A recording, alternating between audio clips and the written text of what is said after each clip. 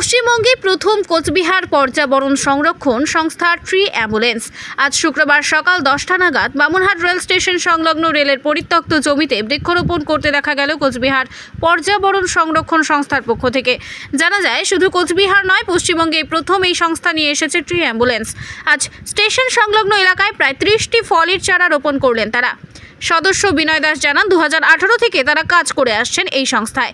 তিনি বলেন, কোচবিহার জেলায় যেখানে সভ্যতাকে টিকিয়ে রাখতে 33% বনভূমির প্রয়োজন, সেখানে কোচবিহারে বনভূমি রয়েছে মাত্র 0.2%। এই বনভূমিকে বাঁচাতে তারা ইতিমধ্যেই প্রায় 10,000 গাছের চারা রোপণ করে 4টি বনাঞ্চল তৈরি করেছেন কোচবিহার এলাকায়। আজ তারা কোচবিহার থেকে বেরিয়ে বামুনহাট রেল স্টেশন আধিকারিকদের আহ্বানে বামুনহাট রেল স্টেশনে বৃক্ষরোপণ করতে এসেছেন। সংস্থার আরেক সদস্য প্রকাশ তাসনিওয়াল জানান, গত 6 বছর যাবৎ তারা কোচবিহার জেলায় সবুজায়নে নতুন দিশা দেখাচ্ছেন।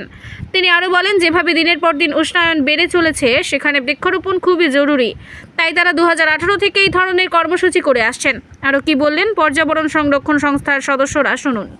আপনি কি আপনার স্বপ্নের মোটরসাইকেল অথবা স্কুটার নেবেন বলে ভাবছেন? তাহলে আজই চলে আসুন দিনহাটা ইয়ামাহা অটো সেন্টারে। আমাদের এখানে ইয়ামাহার নতুন নতুন মডেলের স্পোর্টিং লুক মোটরসাইকেল ও স্কুটার পেয়ে যাবেন একদম সঠিক মূল্যে।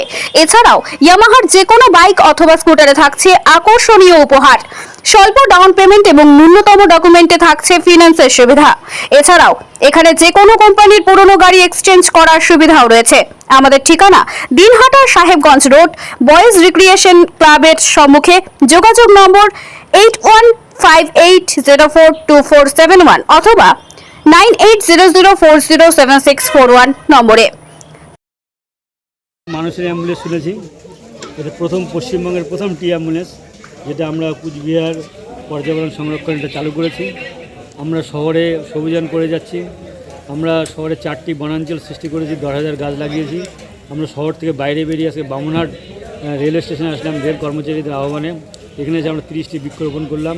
আমরাও চাই এই বামুনহাট স্টেশনটা হারাভরা হয়ে উঠুক এবং ফলের গাছে পরিপূর্ণ হয়ে উঠুক। এই আমরা উদ্দেশ্য নিয়ে এখানে এসেছি। উদ্দেশ্যটা হচ্ছে, আজকে কুচবিহার ডিস্ট্রিক্টে আমরা ভালো করে যদি লক্ষ্য করি যে কুচবিহারের বনভূমি মাত্র 0.2%। সেই তথ্যটা অনেকে জানে না। একটা সভ্যতাকে টিকে থাকতে গেলে 33% বনভূমির প্রয়োজন। সেখানে মাত্র সামান্য নগণ্য বনভূমি।